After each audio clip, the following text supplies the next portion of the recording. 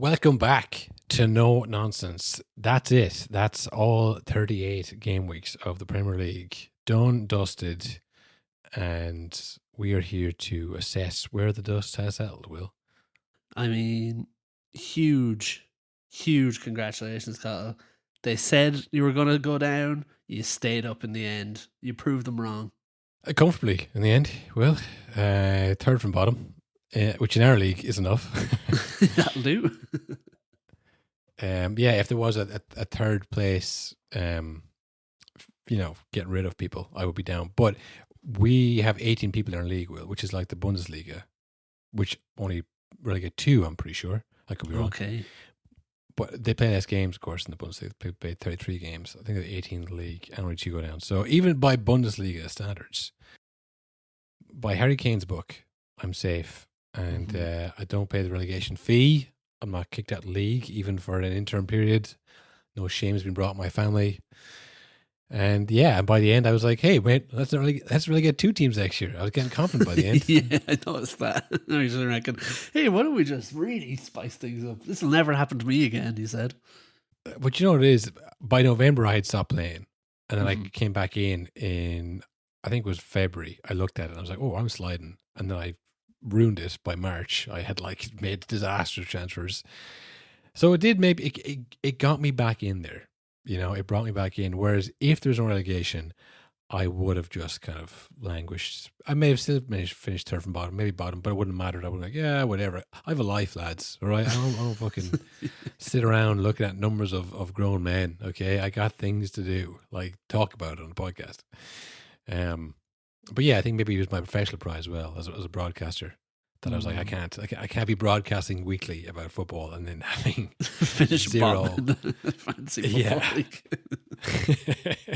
Don't you do this all the time? Shut up! You definitely watch the most games. Like lads are having kids, and I'm like, just is Baliba good? Hinchelwood plays where? Who the fuck is Hinchelwood? I remember I thought Hinchelwood was a left back for a long time. I was like, oh, he's just attacking mid. That makes sense. Hinchelwood is the defender's name, for sure. Yes, 100%. But yeah, I mean, look, we knew a lot of what was going to happen going into this last weekend. Obviously, Arsenal were champions again. Ole. Wolves and Burnley both relegated, playing themselves, which felt kind of like a third place playoff kind of a match. It was like, oh, that's funny how that worked out. That was see who finished bottom, and because it was a draw, Wolves. They both lost. Yeah, Wolves took home that glory. We can never really tell who was much worse, but they're both relegated. And then it was down to the 2 teams, Tottenham and West Ham. Like obviously there was spots for Europe up for grabs. In very confusing fashion, by the way. Yeah. We'll get to that. There was a lot of the most panning to fans and the crowd checking their phones I've ever seen for the smallest amount of stakes. Yeah, I mean, I would say it before, but given how it's gone this season, the last couple of seasons, if you get into that competition, it's like a guaranteed trophy. At least the final. You get the semi-finals, like barring massive injury crisis. You know what I mean? You're getting far in that competition.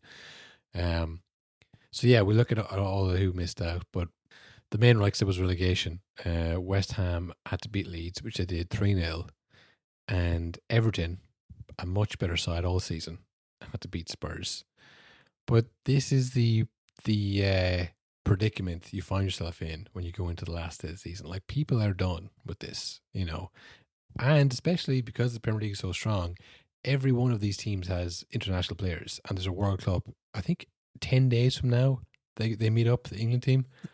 So like, if you're in any way concerned about your relationship with your players, if they're like, listen, I'm going to be playing the World Cup for Papua New Guinea in 10 days, is there any chance I don't play against Leeds or whatever, or West? It's like a meaningless game for you. You're like, yeah, of course, like, we're not going to fucking play you.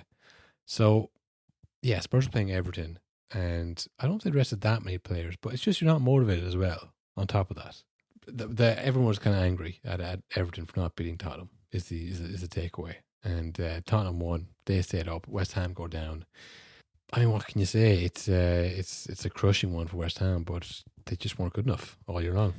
No, I mean, they were They couldn't do anything for months and months, and then they had a bit of a resurgence. But as we said a million times in this pod, since during the resurgence, every time I'd watch them, they'd be like, "Well, you know what? This West Ham team's not too bad," and then they'd lose 4-2 or 3-2. But I'm like, I don't know. There's positive signs, but eventually, the signs never came. They just never went on the run they needed to. And yeah, like you said, a lot of people angry at Everton. Especially after a few weeks ago. That's two funny things they've cost us now, because they also stopped Man City. They really turned it on in that game for no apparent reason and drew 3-3, kind of gave Arsenal the league, stopped the Arsenal bottling, then they stopped the Tottenham relegation. Just no fun allowed from Everton. They just kind of kept everything at the status quo. Yeah, it does kind of remind me of the time they came from nowhere and beat, or they drew with the exact same thing. They drew it with Man United back in 11-12 to hand it to City. And that was the last season under Moyes, I'm pretty sure. Or no, the second last season, maybe. Second last season under Moyes. And then this is the second season of the new Moyes that they've. So for the Everton end of, again, like by that stage, they should be kind of, well, I guess they're still going for Europe, but you know, like, it's tricky. Like, you know, if Man City had to play Everton today and they had to play Spurs back when they played Everton, it's very different. You know, it's a different Everton side. There's different motivation. So they probably win that game easily. But it's just that, like, you know, you go to the last game, the last day of the season, and you're kind of, it's all up in the air. So, like, Man City themselves, they lost to Aston Villa after Aston Villa were hungover by all accounts. By their own accounts, yeah. Yeah, by the accounts of the player. I mean, this tweets that came out. I mean, I think my favorite one was Tyrone Mings, who, I mean, he isn't even starting these days, but he was like, I don't want to hear anything about sports science or whoop recovery ever again. So, like, he's not playing all year, gets twisted at the celebrations, goes out and beats Man City 2-1. Now, look, Man City, you can't underestimate the emotional hangover they have, like the effort that they put in this year to compete, and like true Man City fashion, they were getting last minute winners. They were going right to the very end to then have it like taken away. Yeah. It's got to be soul crushing to get like, okay, right, lads, now we have to play one more game. It's like, who cares? Like, you know, you spent all week emotionally saying goodbye to Pep, you'd imagine, on the training ground and filming non-stop social media content saying goodbye to Bernardo Silva and John Stones, and what were they like as men, and what was Pep like as a manager. And then again, you come out here and it's like, all right, now play Aston Villa, who are pretty good. Yeah, Aston Villa are pretty good. That's the thing. And maybe Aston Villa should look themselves and say, if you motivate every week, lads, you know what? Yeah. No, I'm not trying to take it from Aston Villa, but you know, it's just like it's not like a terrible side. But yeah, that's the last day of the season. That's I think we talked about this before. Where like, you know, when you see a player like this or a player playing in the Premier League, oh yeah, he's brutal. It's like they're all so good, and like the margin for error here, like if you're not fully tuned in, and I know again, it's like the elephant in the room that they were not tuned in either. I know that, but like I think it's they're on the other side of it. They're riding a high and beautiful wave. They've won a European trophy. It's all good. You know, what the hell do they have to lose? Let's have a bit of fun out there. Yeah, whereas Man City, like, wow, like this is it. Like it's over. What's happening now? Yeah. Like Pep is leaving. Like there's a lot of talent to walk out the door for them. Like Pep, Bernardo Silva, John Stones. I mean, Rodri, I think it's confirmed. Yeah, but there's a lot of talk about him going to Spain. Like, you know, it's not good vibes there at all, I don't think. No, I don't think so. And then even on the last day, you know, I'm sure Pep is doing a favour to the boys going to the World Cup, but like Haaland doesn't play, not in the squad, O'Reilly's not in the squad. Yeah. And it's like, yeah, that's nice to, you know, throw them a bone. They did a lot during the season. You want to make sure they get to the World Cup healthy. But it's like, I don't know. I was kind of expecting a big like game from Haaland, one last time for Pep. You know, there was none of that. No, I don't think he probably does anything for Pep. Yeah. I don't think that's one of his main motivators. Do it for Pep. Yeah, not really much. So honestly, it put a gloss on Arsenal's solid win, because now they're 7 points clear. There's 7 points between Man United and Man City, and 7 points between Arsenal and Man City. So it makes it look more convincing than it was as well in the history books. But yeah, I don't think it was that meaningful, to be honest. We talked about Spurs and West Ham. We didn't talk about Seamus Coleman, for Everton. 17 years at the club. I think. Yeah, 17 years, cost 60 grand, stop 2 relegations. Yeah. But was it, I mean, look, who are we to say when Seamus Coleman should have ended his career, but I mean, it was kind of a strange one the way it ended. Like, he didn't play a lot, obviously. It was almost great for us. He nearly got us to a World Cup, which would have been the best way to end your career. Like, whatever happens to Everton, but then you go to your first World Cup with Ireland, that would have been great no matter what happened. But yeah, not to be. But apparently he did have a send-off for the last home game in the Hill Dickinson, but it was not communicated to the fans that they were doing a special Seamus Coleman thing, so no one stuck around for it. And when he came out, then the stadium was like empty because no one knew what was happening. So unfortunate, I guess, for Seamus. I think he is a legend of the club just for what he's done in terms of keeping them competitive at times, leading the relegation charge a couple of years ago under Lampard, that famous video. This is the best man I've ever met. The best man. No, listen to me. The best man I've ever met. Like, Frank has his first drink in 20 years and he just turns into. But yeah, like, a lot of times we kind of look at like the winners. It's all about winning, like, especially with like top 6 kind of discourse about trophies and winners and winning and how many, one Premier League in 30 years, this kind of stuff. But like, keeping Everton in the Premier League, it means so much to the fans. And like, he is synonymous with the last 17 years of them, of course. The only time I guess he might have left was when Moyes went to Man United, which apparently he was kind of on the table to go up Moyes to Everton, like Fellaini. That would have been sick. Although I would have loved him at United. I don't know if United would have accepted him at the time. United fans, the standards were so ridiculously outrageous, like they were stupid, that I think they'd be like, Seamus Coleman. Now he doesn't sound like a good player to me. Yeah, well, do you know what it is? It's like Fellaini wasn't as useless as people made out. But, because everything wasn't, like, no player is, like, okay, there are some players who can come into any team and do great, but, like, most players need to be in the right setup. Like, I mean, you can see Bruno Hernandez this year, when he's played out position, it's like totally different player. We play him in the number 10, but, like, Coleman, if he was right back in that Man United team in, like, 13, 14, 15, we'll say the last 3 years there, and he's just, like, getting overrun 2-on-1 every time. And, like, yeah. He was a good player. He wasn't, like, a perfect player, and a team would have come in for him if he was, like, I mean, Man City would have bought Seamus Coleman instead of Kyle Walker when they did, But I think it's hard to know, like, the spotlight at that time in Man United would have been so intense. Like, every mistake he made would have been, like, under a microscope. So maybe he made the right decision to stay. Like I say, he's an Everton legend and he's meant so much to that club. But I think they would have loved him. I think just his personality would have shone through, and people would have loved Seamus Coleman at any club he was at. And he was good. I feel like I'm trying to undermine how good he was as well. But I mean, yeah, it's I guess it's a what if. Just speaking of going away, I don't think Salah seemed too happy. Like, not that he seemed happy, but like he seemed pretty emotional, I would say, going around. Did you see any of those videos of him? Yeah. I mean, the whole, like you said, the vibe. The vibe at City is one thing. The vibe at Liverpool seems like it's on the floor at the moment. Yeah, I saw Arne Slot was notably absent from the going around thanking all the fans. He sat that one out for...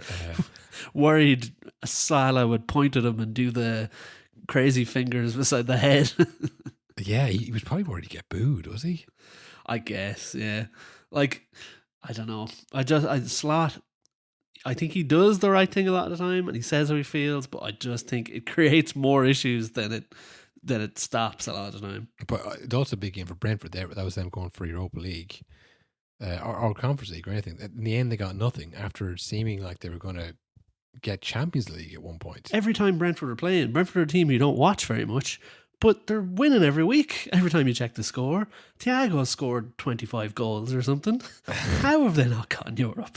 I think for the opposite of what you just said, I think they've won one of the last 10, and Thiago's goals have really dried up.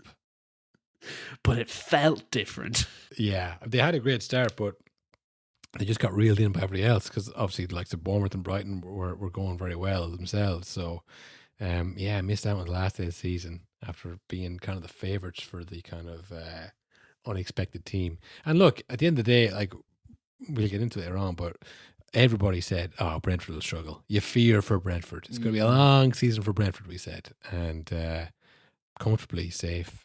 You know, they've established themselves now as like a pretty good Premier League side.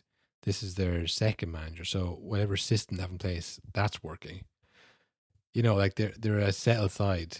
Next year, maybe make a push for a Conference League or Europa League, but this year it might have been too much too soon. You know what I'm saying? Yeah, like if you think this season, what Sunderland, Brighton, Bournemouth, Aston Villa are all in Europe.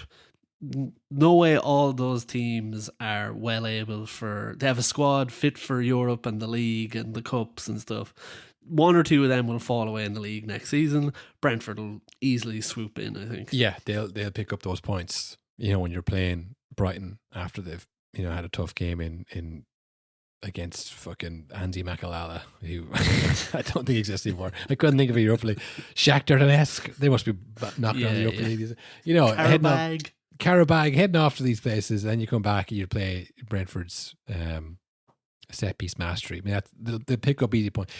What I'm saying is, like, it's going to be a good year for next year as well. So, yeah, but it's still tough to lose on the last day. Who else? Yeah, Nottingham Forest, Bournemouth. Again, Bournemouth beat Man City and then drew to Nottingham Forest. That's just how the cookie crumbles, I guess, if you're Man City. It's got to be sickening if you're Arsenal fans to see these results. Oh, yeah. I mean, honestly, we said it last week, but the Premier League should really look at that whole playoff system thing that Scotland do. It really makes so much more sense. Well, I think if it was Arsenal now, well, not Arsenal, but I guess, you know, Man City have won so many. They're not going to be like, well, but this isn't right. You know, they're like, whatever. Yeah, we lost this one. They've gotten plenty of joy from this system.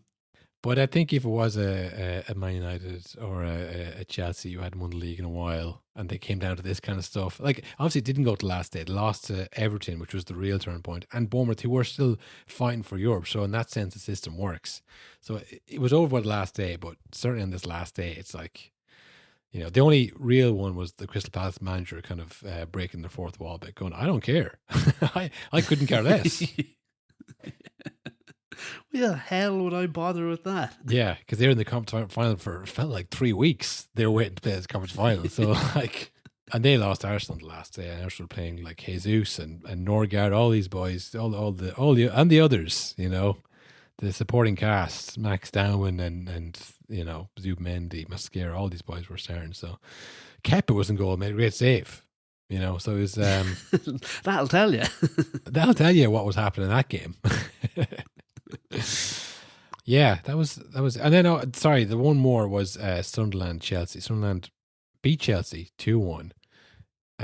Chelsea got someone sent off. I think the 19th person this year has been sent off. It feels like they've had an awful discipline record. Do you know what's funny as well? They still have the awful disciplinary record, but they're on their third manager of the season. So, like, where's this coming from? Do you know what I mean? Because when it was under Maresca, it's like, what the hell is he telling these players? But there's no way Rosen here was telling them the same things. And especially this guy, Callum McFarlane, he's not telling them the same things. So how are they still getting sent off every week? There isn't a strong enough manager, Will, to discipline these guys, to say, hey, stop getting sent off. It's bad for the team, actually. You wouldn't think it, but it is. Stop getting sent off in these games that we need to win. It just kind of rounds out a fucking like such a disappointment year for Chelsea. So much promise at the start, and went well for a lot of it. And then once Maresca got the word, "Hey, you're going to become City boss," it was all over. Blew the whole thing up. They didn't bother to get anybody else in. Just got the Strasbourg branch manager in, let him do it. Sacked him, and now they're just been like coasting out the season. And it's ended with them losing to Sunderland and ended up 10th in the league. 10th in the league.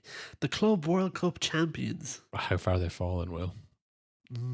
Cole Palmer, not in the England squad after being literally one of the best players in the world last season.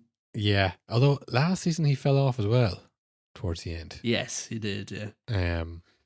But yeah, like he probably didn't think this was going to culminate in this. I'm not sure if he cares that much either about not playing for England. I don't know, but assuming he did want that. I mean, you got him and Yao Pedro, two really good young players who are not going to be playing the World Cup because they play at Chelsea. Like, that's the opposite of what you want to attract players. Do you know what I mean? Like, you want to be playing the Champions League, you want to be competing for leagues.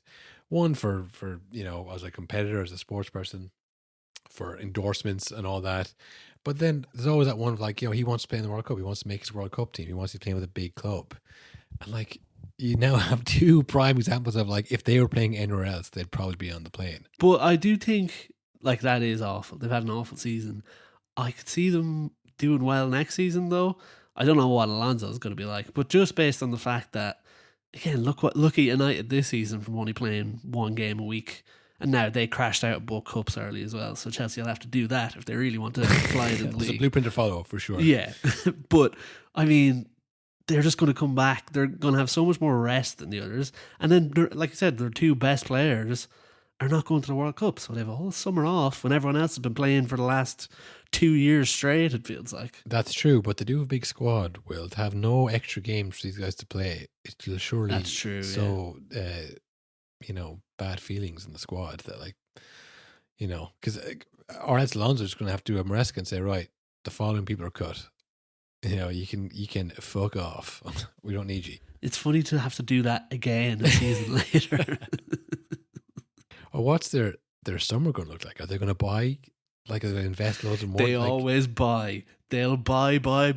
That's how they do it. Yeah, but all these players, like, because Enzo Fernandez wants to leave. That's kind of one that's semi done, isn't it? Yeah, he wants to go to Madrid, like all of them. Yeah, and they do need a player in Madrid like that, some kind of pass midfielder. But yeah, I mean it's a bad end to a bad season for them. But the positive from that result is Sunderland. They make it to Europe. Not quite as historic as I thought half an hour ago. Yeah, we looked it up. The fifth team to be promoted from the Championship and then qualify for a European competition. The next season. Most recently, Wolves, 18-19. The Conor Cody, Willy Bolly, Pedro Neto, Chelsea player now. All those guys. Diogo Jota. That great Wolves team from 18-19, that they did it. And then for that, it's like early 90s when it seemed to be a lot more competitive. Yeah, Sunderland did it before. Yeah, Sunderland did it in 2000s.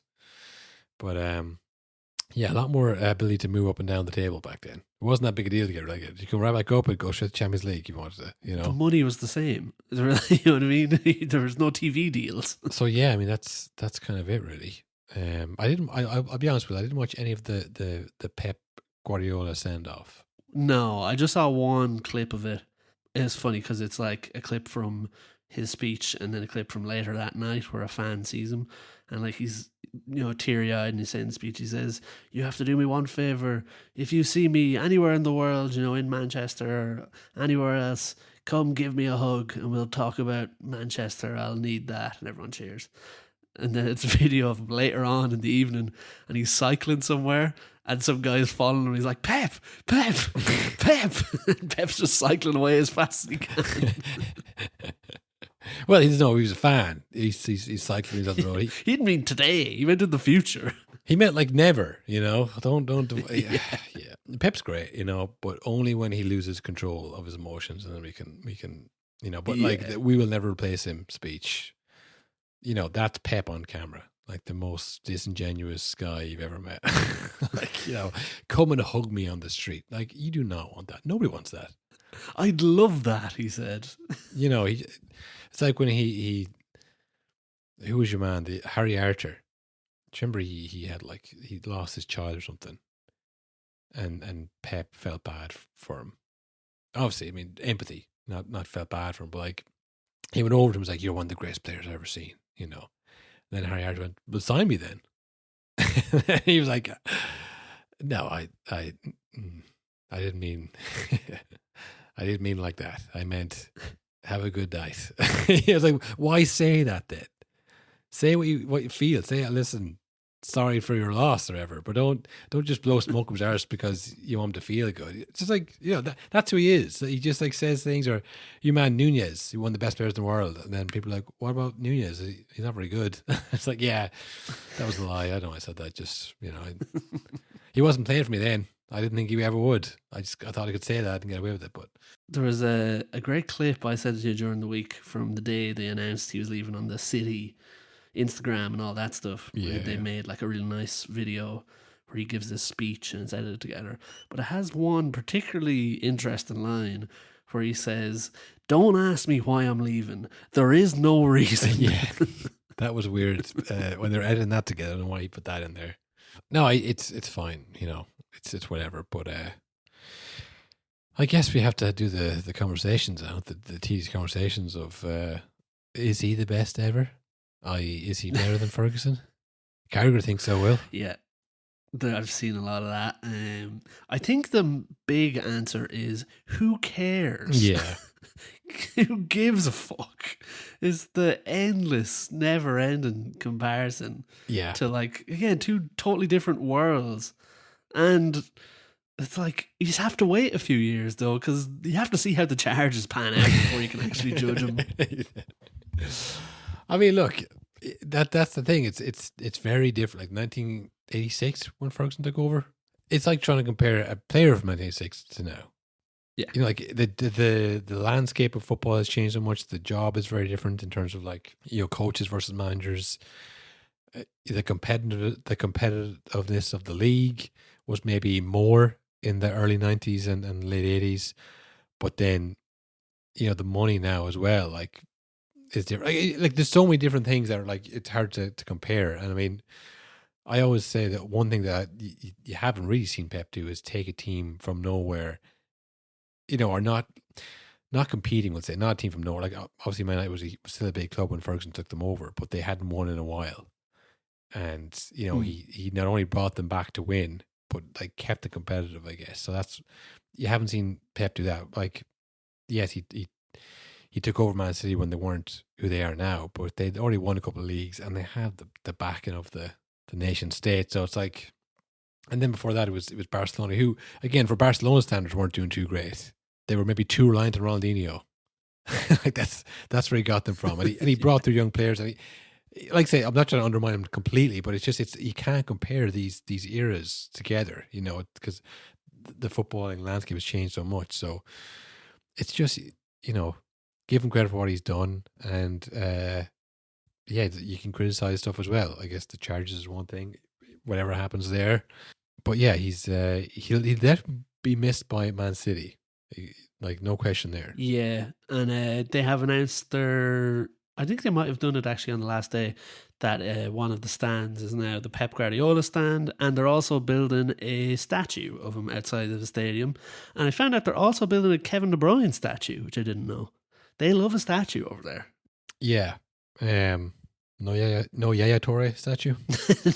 No, not as long as Pep's statue's there. Yeah, I guess he won that one in the end. There should be, if there's a statue to David Silva, there should be a statue to Yaya Toure. That's all I'm saying. He was the guy who got them over that first FA Cup. I suppose for Man City now, it's retest the system that they've created, because they're not like Brentford or Brighton or Bournemouth. The system they built was specifically for Pep Guardiola, and just gave him a lot of reign to kind of build a club in his own image. How does that translate now to Maresca, I wonder? Normally, you would think the City system, where they were the best in class and they got Guardiola and they gave him everything he wanted and all this. Yeah. It felt like for a while they were just building this unstoppable machine that was going to go on forever, but it kind of fizzled out a bit. And I think this is a terrible time to be changing manager now. I think the squad is still unbelievable players, but it's probably the weakest it's been in years. Yeah, well, it is similar to Man United. Obviously, if you're thinking of leaving the job, a job you've been for a long time, you don't make that decision overnight. It's probably last year he probably thought, yeah, this is it. This is the last year of it. When he was pulling his head apart on the side of the pitch. Yeah, well, it might be a family decision. You know, he might have had a conversation with his loved one, said, I think you need to take a break. You don't usually leave kind of a team for the next 5 years ready to go. And they go, right, now I've done that, I'm walking away. It's like, 'cause, well, you know, you build these things as you go. There's rarely a team that's just ready to go. So, yeah, I mean, he probably knew for the last year this is going to be one last go. And, yeah, like John Stone's leaving and Bernard Silva leaving.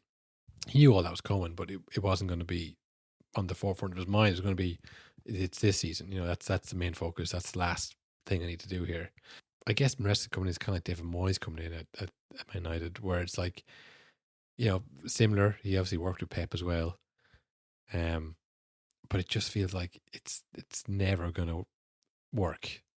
You know, not that I thought David Moyes was never going to work, but it's more that having seen how it happened at Man United, like good manager, but you know, maybe it's a bit different.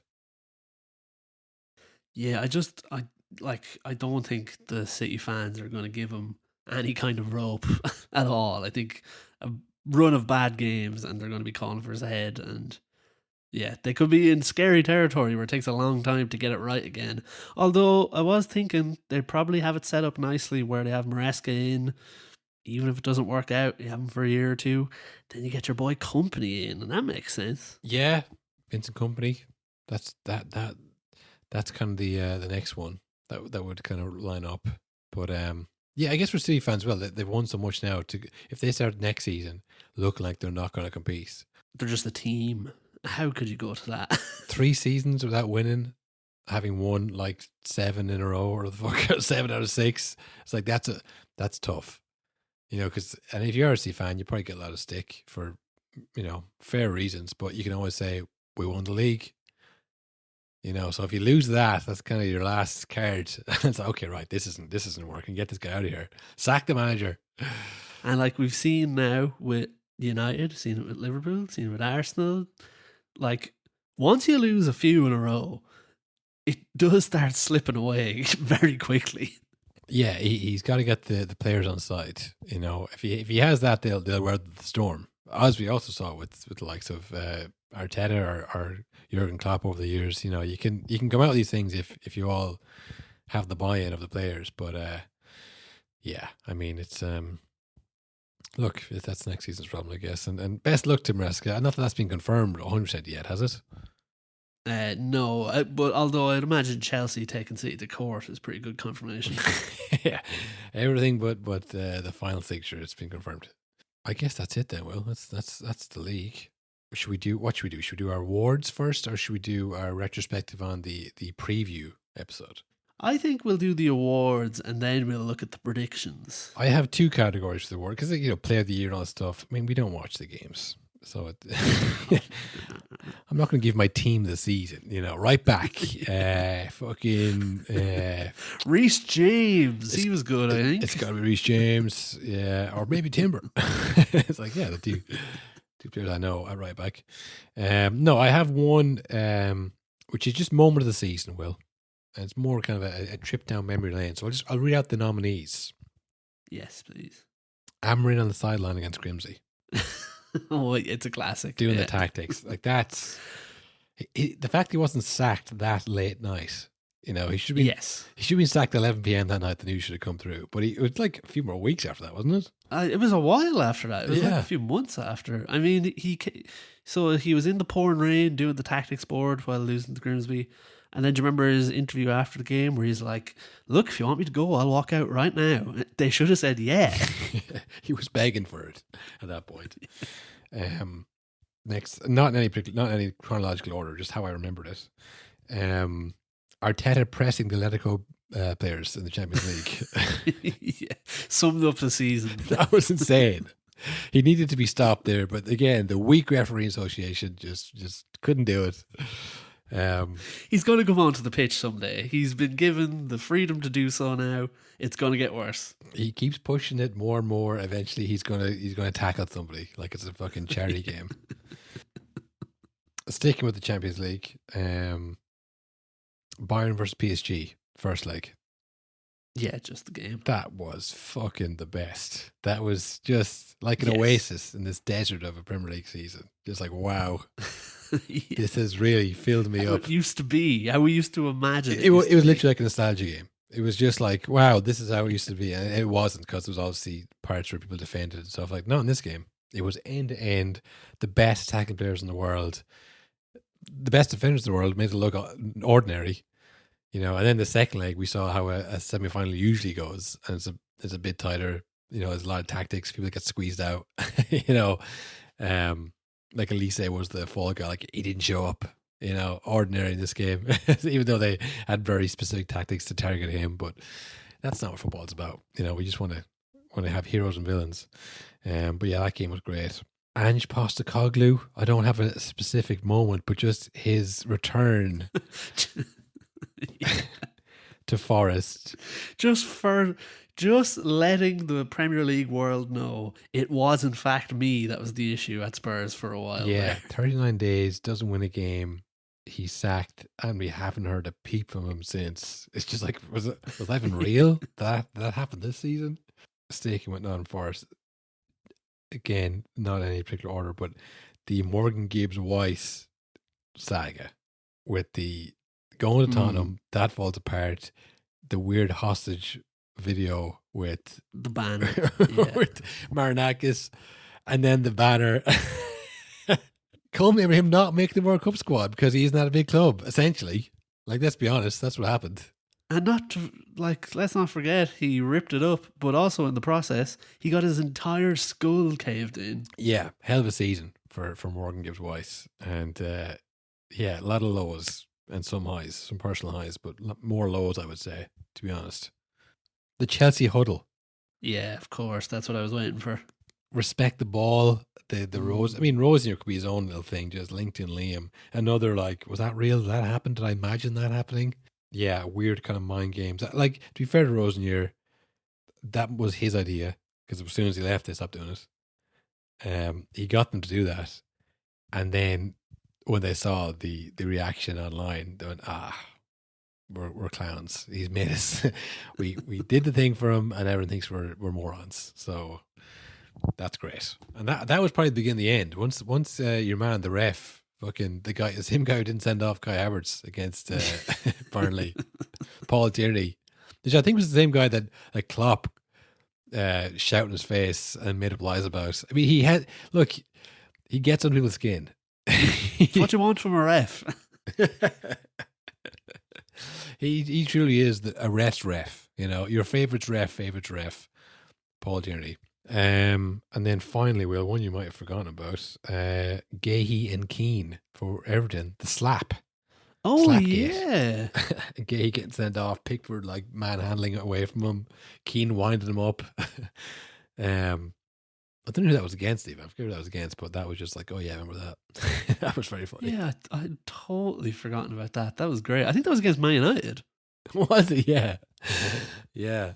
I was going to put in the Tuchel and Conte handshake, just because that was this season. That was this season. I've got one here that I'm surprised you didn't mention. Let me just make sure I know this guy's name. Mr. Pincus meeting the Arsenal squad before they go out for a must-win game. Oh yeah. Well, you know what? Will I have a whole different Arsenal thing? Okay, perfect. So there's a few Arsenal moments that I left out because I have a whole timeline of we're so back to it's so over and back and forth all season long. Because as I said in the last episode, it does feel like fans of other teams got to enjoy Arsenal bottling the league without Arsenal fans having the pain of actually bottling the league, because there's so many moments which is like, oh god, clown show again. That has to be it. Yeah. Did you have any other moments of the year? No, I think you covered most of them there. I mean, I was trying to think. Yeah, Mr. Pincus meeting the Arsenal team. I mean, the week where Enzo Maresca crashed out on the Chelsea board and got sacked, and then Ruben Amorim did it like 2 days later in the exact same fashion because he found out it worked. That was good. And in the same vein as well, I mean, a moment for Ruben Amorim changing his formation out of spite and then going on a winning run and hating every second of it. Yeah, I didn't want to put the boot in too high on mine. He was so bad. Yeah. He was playing Bruno at the back. Yeah, I could have done all that stuff. It was like, look, they finished third. I mean, they finished a lot higher than Yeah. I thought they would, which we'll talk about to hilarious ends, hopefully, later on. But yeah, I have just the Arsenal kind of season in review. Because like I said, like the last 3 years, there was like, if you think of the last 4 years as the journey, it's been good, it's been worth it, it's been highs and lows. This year, it's been such a torturous run and so much humiliating moments for an Arsenal fan. But somehow they've won it. And like when you see the pictures of them lifting the trophy and kissing the trophy, like, what the fuck is that? How are they, like, so many moments like it's done. They've done it again. It's over. Arteta has to go. He can't stay on for this.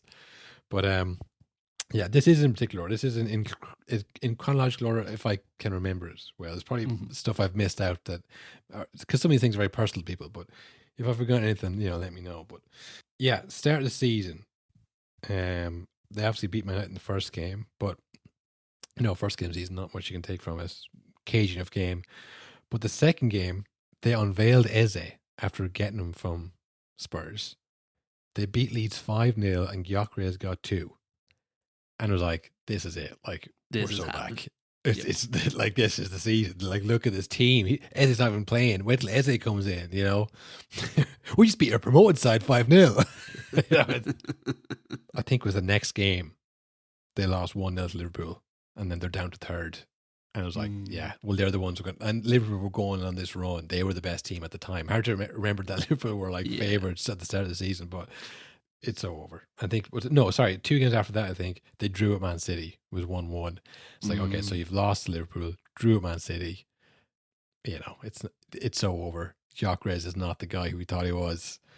The very next game was a Newcastle game, where Gabriel versus Voltemata. He punched him in the head. Nothing happened. Should have been the first red card of the season.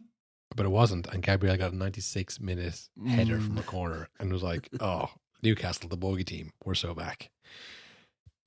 It was they went a bit of a run then, and they got back to the top spot, because that's when Liverpool started to lose games. But they drew with Sunderland. Do you remember that? Yeah. And at the time, it was like, oh, this is a promoted team. This Sunderland aren't any good. We should be beating these 5-0. Yeah. That was so over. Next game, Tottenham, Eze hat-trick. We're so back. Yeah. And they're still number one. They're still on top. Oh yeah, this is a good team. That was just a blip. It was a blip. Then they had the loss to Villa, 2-1. Oh, not Villa again. It's so over. I think 3 games after that, it was like the turn. They played Villa again, beat them 4-1. We're so back. We beat Villa. we got them again. You know what? It's looking good. Then they played Liverpool 0-0, Nottingham Forest 0-0, and then they played Man United 3-2. It's over. Honestly, at the time they were in denial, because look, the defense is solid. The Man United thing was a blip. That was crazy. 3 shots, 3 goals. That goal from Dorgu, who that's not going to happen every game. There was denial then, if I can remember correctly. I think there was more denial, but then there was the draw with Brentford and the last minute draw with Wolves. It was really over. That's when the Wolves fan were singing second again. Ole, ole, ole. It was so over. After the previous, it's like, oh God. They've done it a bit earlier this year, but it is so fucking over. Then we play Tottenham again, 4-1. We're so back. We're so back. Another Eze hat-trick. Another Eze 2 goals. Dr. Tottenham just in time. Get them back going. Could you remember that when they were playing? I remember the podcast did previewing that game. And I'm like, I don't know, like this might be the one Tottenham get back. And they need this. It's a good time to play Arsenal. The vibes have never been lower. But Tottenham came at the right time. And then again, a bit of run. The loss to Bournemouth happened after that. And then the loss to Man City, you had Haaland look at the camera. Now look, this is me saying it's so over. Declan Rice said it's not over. He literally said it's not done. But I was like, it's over. It is. It's like that. That was the chance. You had to beat Man City. There's always going to be a game where this is the market champions or whatever. They blew it. It's so over. And then honestly, the next thing that happened was Man City lost to Everton. And what the hell was that about? Yeah. And we're so back. And it's like, it's back in their hands. So like, how many moments have I like embarrassing, like the Wolves one, Man City, all of that. And then even the last, we're back, it's so over, or we're so over, we're so back. The West Ham game, they're hanging on, they're clinging on. The goal goes in, it's over the line. It's so over. They've blown it, and then after review. So like it's been just like a really tough season for Arsenal. Some good highs that maybe Arsenal fans have forgotten because the lows were so crushing and so humiliating, and they heard so much about it. But in the end, it was Man City who had to blow it really when I go through this timeline. Yeah, and like you didn't even mention there, like as mad as those ups and downs were, you have to think as well, in between those games, Arteta and the social media team and the videos from training were doing the maddest shit anyone has ever seen. Yeah, again, I left out the Pingus guy meeting the players before the warm-up game. I left out the TikTok board. TikTok board. I think the pencil. Yeah, the pencil thing. That was again before the Man City game or something. Like all these things happened before the losses. You know, I didn't mention that we were on fire when Arteta was like, "We're on fire." Yeah, I'm on fire. So many strange stuff. Need this. I think was the pickpocket thing this year, or was that last year? That story came out. No, that was a while ago. Yeah, but there's been so many things like that. But yeah, they got there in the end, I suppose. Yeah, I did actually have another category, Will, for awards. Things that I was most convinced about, but was wrong about in the end. I mean, what I was most convinced about was João Pedro was going to be, you know, the second coming of Diego Costa. I think is what I said in the preview episode. And yeah, it just didn't work out. And now when I look at it now, it's like maybe that was more of a Chelsea thing than the João Pedro thing. I think he is still pretty good, but yeah, I got that one wrong. Brentford being in trouble, obviously, I thought for sure that was going to be, you know, they're not going to stay up. I was big on that as well. But yeah, they finished comfortably mid-table. Kind of a strange one, I guess. Daniel Levy being the main problem.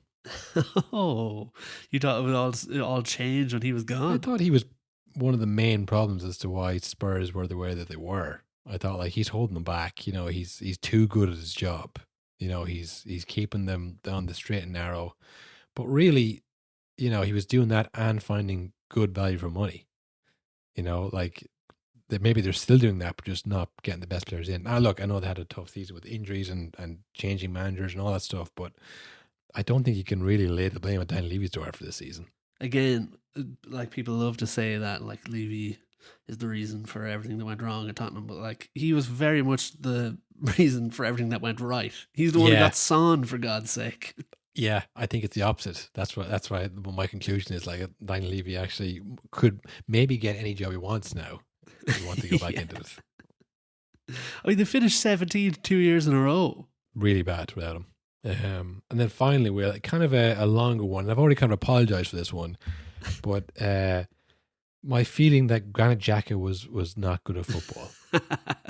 Our classic. I conceded after he won the German league undefeated with Leverkusen, but part of me kind of thought, yeah, but you know, the system, not in the Premier League though, is not it? In the Premier League, you know, in the system built around his strengths, probably covered up his weaknesses. You know, I held on to a little bit that, like, well, sure, you know, in a certain situation, you know, all these players are good. Of course, all these players are good. But yeah, to come to Sunderland, and I think after like the first 4 or 5 weeks, there was Sunderland fans saying, "This is the best player I've ever seen wear a Sunderland jersey in my life." Yeah, literally. And not just like young fans, like people in their 60s, like this guy might be our greatest ever player. And he's led them to a European competition for the first time in 52 years. And don't forget, like, you know, he was kicked out of Arsenal and everyone was like, yeah, he's just not good enough. But I mean, and this is why I think maybe if Seamus Coleman gone to Man United, it mightn't have worked out. He might have looked bad because a situation can be just so bad. And that Arsenal team, you forget how bad I guess it was by the end. Yeah. You know, but he's undoubtedly a great player. And look, I guess it's fine because Arsenal have won the league. They've got to the promised land. But if they had just finished fourth this year, you saw Xhaka leading a second team to glory. He's gaining on us. You would have thought wow, that was a mistake. That was the guy who was going to lead us back, not anybody else. You know, he was the guy. But Yeah. I probably can't concede enough because I was so sure that like he's a problem. We got to get rid of this guy. We got to cash in on Grant Xhaka. I kept saying, but it didn't matter how many times he showed up for Switzerland and major competitions. I'm like, nah, I'm not buying it. It's not. He's not good enough.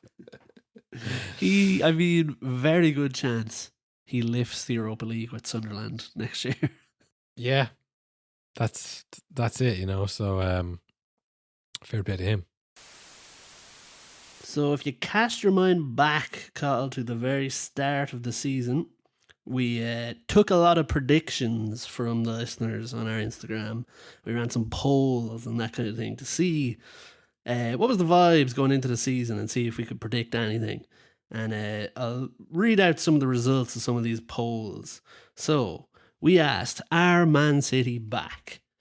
39% said yes. 61% said no, they're not back, which kind of right. I mean, they won 2 trophies, but they weren't back.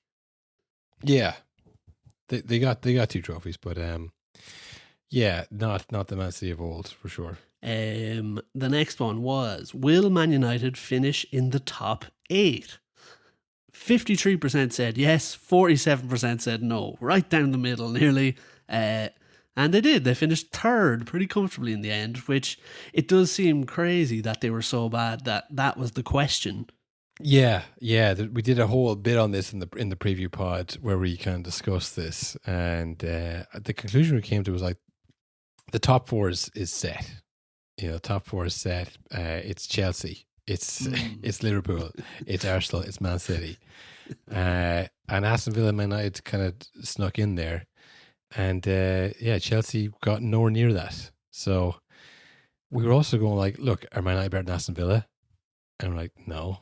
Are they better than Tottenham? Are they better than... We would go through all these teams like, yeah, 8th seems about right. And I think if you again, I was listening back to that previous episode, we were talking about Rio Ferdinand, who was saying, if Man United finish 9th, it'll be a good season. Yeah, Rio Ferdinand was saying this. Yeah, so everyone was saying this, it wasn't just us, okay? Everyone was saying it. We also asked, will any of the promoted teams stay up? And we just talked about Sunderland at length there, finishing the Europa League. 65% said yes, 35% said no. So, how many went down? Burnley and just one? Leeds stayed up, of course, yeah. And Sunderland stayed up, yeah. And then we had, will we hear the results of Man City's 115 charges? 11% said yes, 89% said no. We all predicted that one. Again, this poll was in August 2025. It's now 25th of May 2026. Yeah, I mean, that was an easy one. No prizes for that one, I don't think. That was never going to happen. And unfortunately, another one, no prizes for this one. And the majority got it wrong, Cathal. Is this the year the pod gets bought out by Joe.ie? 69% said yes, 31% said no. Yeah, no, not yet. There's still a few hours left of the podcast. We got a few more episodes left of this season before, we get bought out. But yeah, nothing yet. We'll check the emails again, but nothing yet. That'd be mad if that was an email we had now. Oh, hang on. Breaking news. Yeah, I mean, I have like the Man United one's kind of here. I mean, it's like these guys have to have it all to prove in one season, and there's very little patience. So, I don't know. I guess it's. I think 8th would be a great season for them. Yeah, I think so. Like we were just both like, yeah, 8th would be great. 8th would be Conference League. It would be where Brighton were. Yeah, I mean, it's we're just so off that the vibes were so low. Who do I think is a player of the year? Yeah, I think it's usually goal scorer, to be fair. So I think he'll probably go with the Golden Boot this year. Who won last year? Was it Salah? Yeah, surely Salah. It'd be mental if he didn't, right? But this is what I mean. It's like top goal scorer must be best player of the year. That's obviously how it works. Yeah, I think whoever the top goal scorer is, I think I'm gonna do a Brentford. I'm gonna ignore the numbers. Go with my gut. I think it's gonna be Gyökeres. I think if he comes in and if he scores the most goals and he gets Arsenal to the title, how can you not give him player of the year? So will that happen? Yes, it will. Wow, there you have it. You know, I mean, kind of right. a lot of qualifiers there. Like any good podcaster, just sitting on the fence. If he comes in and scores 25 plus goals at his golden boot, he'll be player of the year. What the hell am I talking about? Obviously. If he's the best player, he'll win player of the year. No fucking shit, man. Like no sense of I think he will win player of the year because of these abilities. It's he will win player of the year if he scores 30 goals. Yeah, you can say that about anyone. There. You know, literally, if my grandmother had wheels, she'd be a Mike. That's what I did there. And you knew the fair, Will, you yes and me, and wow, what a take. No, it wasn't. It was a non-take. No, at the end I said, yeah, will it happen? Yes, it will. So I kind of, I held myself at the end there. But I mean, yeah. What else do we have? Yeah, fuck it. Gyökeres is going to be player of the year and Golden Boot winner. A big season for him. It's going to be a big one, yeah. He's going to prove all the doubters wrong. Yeah. So who's your player of the year? I don't know really, because I one thing I do think is that I don't think Salah's going to have the season he did last year. Like you said, there's going to be other people scoring. He doesn't have to do much this year. And the contract, and he's older. All those things come together. So I don't think it's going to be him. I actually do think Haaland's coming back in a big way. Oh, yeah? My prediction. Yeah, I think he's going to be back to just every goal, just relentless, or every game, relentless. 30 goals, 31 goals, player of the year. And then, like, all he needs is a string of goals. City are going to start feeling it. The steamroller's back. so he's going to be Golden Boot as well, you reckon? Yeah, I think so. I think he's going to be back in a big way. Yeah. No, I can do that. Wow, Will, nailed it. You know, you got Salah. You got him right. I did say Salah because all the rest are going to be scoring all around him, though. Yeah, I don't know what the conversation was we had there, that we were both like, yeah, obviously he doesn't need to score goals anymore. What? Because we were thinking talking about? Florian Wirtz and Isak. Actually, I don't even think Isak was in yet. It was Ekatike. No, yeah. I mean, you said he wouldn't score any goals, he wouldn't be player of the year, but you said Haaland would be back in a big way, and he was. You know, I think he finished on 28 goals, was it? 27, looking here. 27 goals. So, I mean, not quite 31, but I mean, you know, he was back. He had a great season. He wasn't player of the year, but I guess we didn't really envisage a kind of a non-star year, which hasn't really happened a lot. Yeah, I mean, like I said, it's Haaland and then it's Igor Thiago for Brentford. He scored 22 goals. Weird one. But like, yeah, it wasn't like there was no race for the fucking Golden Boot this year. No, not really. Not at all, really. But yeah, I'll play it on a bit more. I think Gyökeres will be player of the year and he'll score like 26 goals. But Haaland, in vain, will score like 3 or 4 more. You know, and there'll be a kind of maybe, and it'll be a really tedious conversation about player of the year. How can I give it to the player of the year? He scored more goals, you know.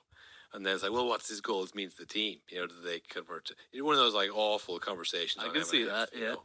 Yeah, was there like kind of surprise? Who's your dark horse? My dark horse. I don't know. I think it's tougher than it's been in the last few years. Obviously, no one's expecting Forest to do so well last year. But I mean, you always think like, Brighton or Bournemouth or Newcastle do pretty well. But it feels like this year, like I said, Bournemouth have sold their entire back line. That did well from last year. Newcastle seem like they're in. Again, the vibes are just way off at Newcastle this summer. The vibe meter is going crazy at Newcastle. It's way off in the wrong direction in terms of vibes. I mean, like, I'm pretty sure it came out that Sesko went to United for less wages and a lower transfer offer than what Newcastle offered, which tough to come back from that, I would say, as a club. That's probably like, that's crushing. I mean, you'd think you do everything right, and then that happens. Well, yeah, that really does tell you where they're at, like in terms of like the we do ramble when we're I asked you. Hey, we nailed it though. Yeah, that was me scrambling for an answer. Did you hear that? Well, well, my thought is by the sounds of it, we had some kind of format. Because like, what is your dark horse? Like, what kind of question is that? That's not something I would say. Nailed it on Newcastle, though. I didn't even remember their vibes being off in the summer. Well, the whole That was news to me there now. the Isaac thing, I suppose, where they wouldn't let him go, and he was training with Sociedad, and it was like, oh, we're trying to get Wiz in. That's not happening either. I didn't say who my dark horse was. No, I'm looking here. It's not really. You're not really saying anything. You would talk about Arsenal. You do it my night, and I interrupt you and talk about Arsenal. That's what. How is this podcast failing? I think Crystal Palace they're breaking through. This is the year. 9th maybe, 8th maybe. Whoa! They're breaking free from the shackles of 12th. I think this year. Not quite. Will they actually finished 15th? No, they were, but they broke free of 12th. But they're in a European final, which would have been a great shout if you'd made that shout. But yeah, I mean, it's an easy one to call. I think Brighton are going to make the Europa League final next year. Put it on the board. Here we go, Will. This is the real. This is my shout versus your shout. Not Tottenham. No, I don't think Tottenham are going to do particularly well. Oh, hot take. Tottenham to get relegated. I don't think they get relegated. I think they'll be like a slight improvement on last year. But like, I don't know. I haven't been too impressed with their transfer business this year. The Morgan Gibbs White thing, I think, just totally derailed them. It seemed like there was 1 week where Kudos is in, great. Morgan Gibbs White is in, great. And it's like, actually, he's not. And I don't think they've done that since. And then they're linked with Savinho as well, who I don't think was ever too... I mean, like, he's great to watch, but it's not like he was banging in goals or racking up assists. So, I don't know. I wouldn't be too...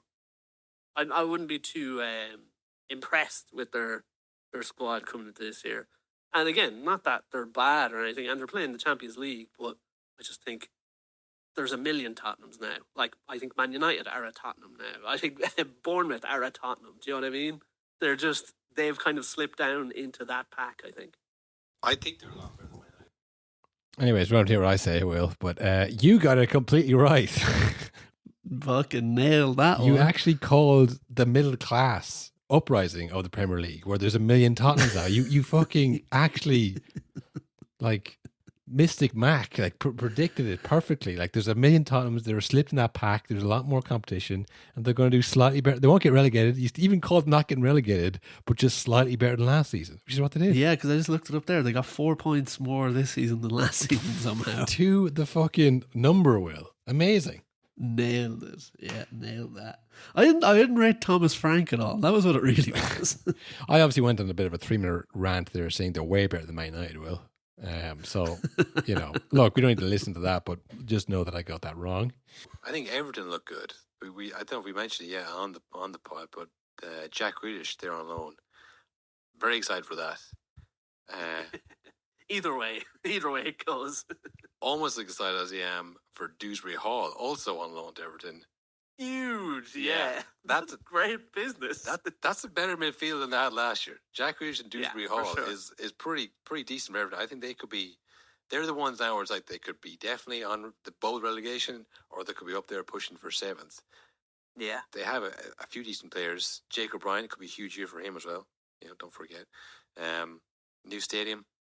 Don't know if that has any impact on I it. forgot that, yeah. But yeah, I think Everton could be a dark horse. Well, there you go, Will. I called Everton being a Premier League team. That sounds like Pushing for 7th. We really said you. To be fair, you called stuff, but it's quite general, these predictions. We weren't very kind of direct about them for sure. We're just kind of all over the place with these kind of predictions. Some of them will be good. Like, they could be above relegation, or they could be pushing for 7th. So mid-table. Your prediction is Everton will be mid-table. Dewsbury Hall's good though. You watched for a second, yeah. It's him and Grealish at the start for like the first quarter of the season. They were good, and then it was like no one's watching Everton anymore. And I don't know if they were good for this season, but yeah, that was You're beating me hands down these predictions, Will, so far. Well, we've given some of our bold predictions there. We asked ye, the listeners, what's your boldest prediction? I'll read a few of them out to you. Newcastle fans turn on Eddie Howe, which I actually could see also. Going totally against what you just said. Everton relegated on final day. On final day, that's very specific hot take. Well, this is a bold prediction because it's so specific. That is bold. Arsenal to finish outside the top four. That would be a hot take. I think they are definitely the fourth best team at least. So it would be a bad season for them to finish out of top four, I think. Speaking of bad seasons, Chelsea to scrape a top 10 finish. That is bold. Yeah, I mean you can see how little I believe in Arsenal by how unoffended I was. They're at least fourth. It's like, listen, they finished top four. That's a bad season, but I didn't think like, fuck you, buddy. You know, like they're at least fourth best. Come on, man. Yeah, but Chelsea to scrape top 10. I don't know if that was a hater, a troll, or a clairvoyant, because that is genius. Exactly what happened. They scraped top 10. Even a few weeks ago, I wouldn't have said that. Yeah. Everton to get relegated in the final day, completely wrong. They were pushing for 7th at one point, if I think my prediction proved correct. But I will say, I think this is some kind of like a mystic or something that was looking into the future, but they didn't get the full vision. They did see Everton involved in a relegation game on the last day. Oh, they got partial vision. But it was actually... Yeah, it was actually Spurs that it was happening to. We have a few more. Yeah, I mean, one team who you think is going to do well generally does do really badly. That happens nearly every season. Yeah. Oftentimes it is Chelsea. Well, we all watched them play in the Club World Cup, and we've seen them sign good players. Think, well, you know, this has never not worked. But of course it has many times not worked. But yeah, I'd just be shocked. I mean, I guess Maresca, people were kind of turned on him last year a little bit. So I mean, I don't think he's rock solid either. But yeah, I think maybe we are a little bit too high in Chelsea. But I think scraping a top 10 is really crazy. So we actually came around to it on the pod. Like, well, maybe. I felt like the fucking scene in Interstellar where he's like screaming, banging on the window, watching you disagree with it. We were like, we gave it the time of day as well. Look, Maresca's not rock solid, but I mean, top 10? That seems. And again, you with your vision were like, well, look, when this happens, it's usually Chelsea. Yes. When there's a team that fucks up this badly, it's usually Chelsea, unexplainably. Salah to have his worst scoring season for Liverpool. Yeah, I could see that. That's mental. Who the hell is who is this person? Who is saying Chelsea to finish top 10 and Salah to fall off a cliff? That is like no one thought that at the start of the season. Nobody. Who the hell was that? Yeah, that's amazing. We'll see what we said to that. We'll see what our reaction to that was. And I could still see Liverpool doing well. Yes, exactly. Which, yeah. they do have to let go of him eventually. He's 33 now. I mean, the big contract was a just in case. What if he's still class next year? I mean, that is essentially what you do give him the contract for. It's not like as a thank you. It's you might score 30 goals again next season, but equally you might not. So it's the risk you take. Well, it's he doesn't go anywhere else as well. So yeah, and score those. So if he scores those 15 15 goals in the opposition's net as well, I suppose there's a bit of that. I think there's a lot of it where it's like, even just we are a big club that we can keep players, that we don't lose players to Real Madrid. Like, we can sign them all, we can keep them. Obviously, they did lose Trent Alexander-Arnold, but I think we talk a lot of shit this pod, don't we? My God, I'm literally correcting myself. Well, obviously last year they did lose one of their best young players to Real Madrid, but not Salah. What are you talking about? Going back on the pod is always such an eye-opening experience, isn't it? You kind of think we're a good pod. Why haven't we been bought out by Joe.e yet? But you listen to it and you go, yeah, maybe we're not as tight a ship as we think we are. Also, the opinions sway wildly week to week. Yeah, we don't have any strong opinions on anything. Everton fighting relegation. You out? So 2 people going against you. Oh, well, they can fuck off. No, I mean, I think that I think my take is a hot take because people expect that. I don't think.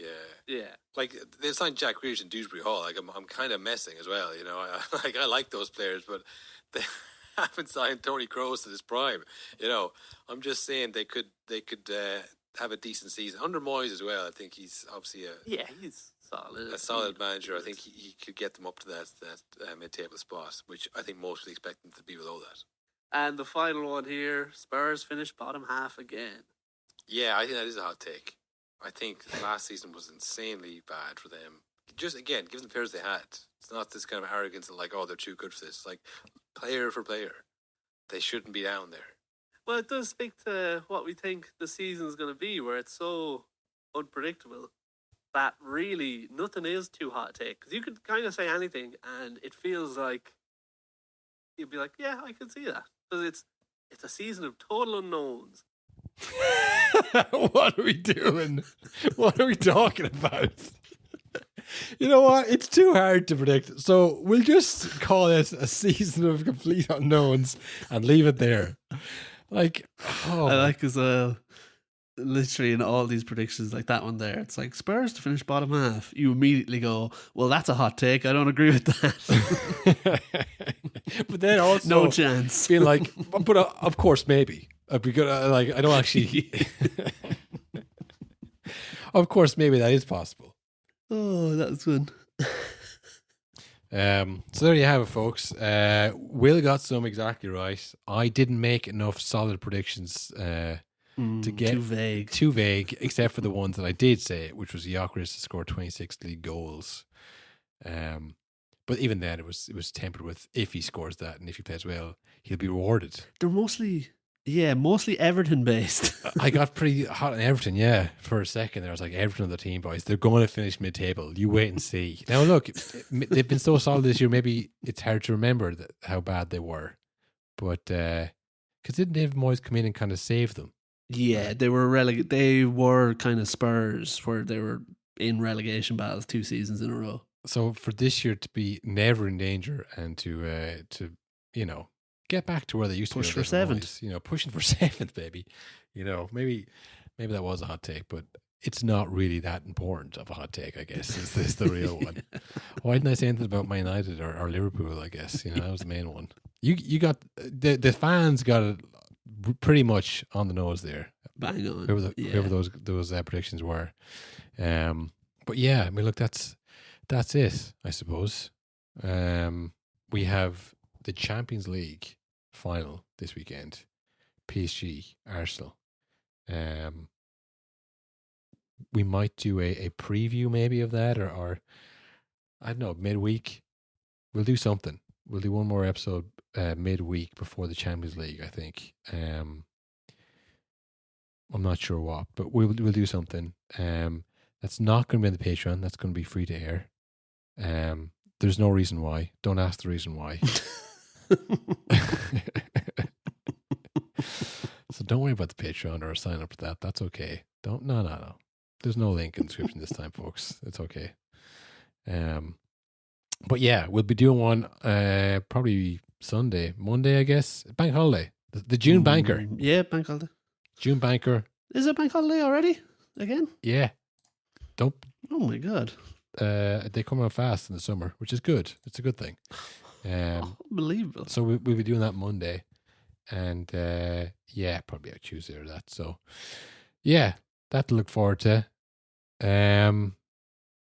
Final thoughts on the season, Will? I mean, there's been a lot of negativity towards this. Is that? I guess my question is it going like this forever? Are people going to be negative because we see absolutely everything now? Everything is analysed to death, or was it just genuinely a bad, unentertaining season? I think we're actually entering a new era of the Premier League. I think we've covered an entire era of the Premier League where it was system based and all that stuff and tiki-taka, and it was all the big managers. And now we're in a new era where the rise of Instagram reels and now just kind of mad managers in, and I think it's a whole new world where it's going to get worse than ever. What is that people want, I guess, from a season? Like all the other stuff. Like obviously none of the games or the goals. It's the other stuff. The storylines. They want storylines. It's what's Roy Keane saying this week? What is my fan TV channel saying on the podcast with the other fan TV channel? I think that's what people want. You don't think they want like like the Liverpool Man City games, they were pretty good games at their peak. Is that what we want? We want like the best players in the world playing great stuff. Like, is that fair to expect every year? I think we want the best players in the world having disastrous games that we can laugh at. I think that's what we're actually after. Okay, so you don't think it was a bad season? You think it was a good season? I think it was a good season. I mean, like, there was something happening every week. There was always something to talk about, even though the table didn't actually change too much as it went on. Yeah, Arsenal were all those disasters I read out, and we're back and we're over. Like, they were top for pretty much all that, except for the Man City second Man City loss. That was like the only time. I didn't even cover the Carabao Cup stuff on that. That was another it's so over. But yeah, I don't know. I think probably the biggest thing was that the also rans really were very bad. There was never any sign of life in them at all. Like, I think in that preview episode as well, we said, like, there's 4 teams you think they can win it, but realistically it'll be 2 by the end. But the 2 by the end happened in like December. It was 2, and there was just no hope. I mean, Man United there for a brief period, but like not really.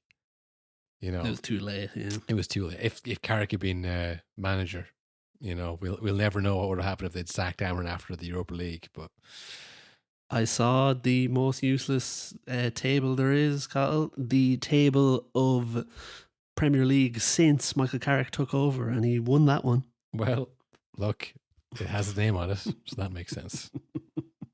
Congratulations to the Man United on the Michael Carrick trophy. That and the assists thing will be on the bus. And the assists, yeah. And the assist record, fair play to Bruno for that. But yeah, I think maybe that was it. It was like lack of kind of,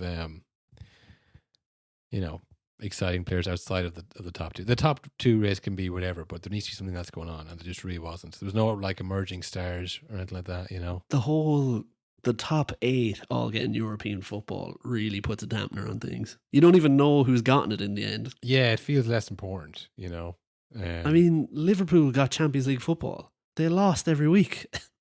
Yeah, it does feel like they lost for a bit and then still were rewarded with like being the 5th best team. But yeah, do you know what it is? Well, I was thinking this actually before, and maybe I forgot to mention as well. If the Max Dowman goal had happened for Man United, I think people would think it was a good season. Yeah, that changed everything. Yeah. United didn't have a new guy this season. That does dampen things for everyone. If they had found Max Dowman, I was like, well, this could be the player for the future. I think it might change things a little bit. But no one had that. No one had that moment of a goal. It was just kind of very much, right, I guess, again, by November, we'll try and consolidate top 4, will we? It's like, fuck. That's not great. That's not very exciting, but yeah, I don't know. I think next year you got no Pep, so Man City won't be as good. I think a lot of new managers in. I think there's going to be a lot of disasters coming, which is good for the league. I don't think this Arsenal team is going to is on the precipice of 5 or 6 years of dominance either. I think that this one took a lot of emotional strength, but I mean, next season is going to be a drop off for sure. Yes, I think next season is genuinely the first time in 10 years, I suppose, since Pep joined, where anyone can win the league, genuinely. Yeah, no, I don't think there's any like clear and obvious favourite. It could be a Liverpool or an Aston Villa, or it could even be an Everton, Will. It could be an Everton. Put on the board. Push for... Yeah, it feels like next season, and not that it's going to be like the best season of all time. I think everyone, it's at a point, weirdly, where all of the teams going for the title are just as bad as each other. Yeah, it's going to be like the La Liga relegation battle this year, all the way up, all the way down. Yeah. Well, look, I've enjoyed it, Will. You do. Title winners, 22 years. This podcast has lived to see at least one of our teams win the Premier League trophy again. Yep. And yeah, we have the Champions League, the historic double, which would technically make this one of the greatest Arsenal sides to ever live, which would be something. Not even technically, it would be. Yeah, but did you see them play? Yeah. I'll say we will see you all midweek for another episode, and then the Champions League as well. So Have a great week. Enjoy the lovely weather, and good luck. Good. Honestly, that is nonsense. Nonsense. All nonsense. They say many garbage things. You don't know what you're going to get.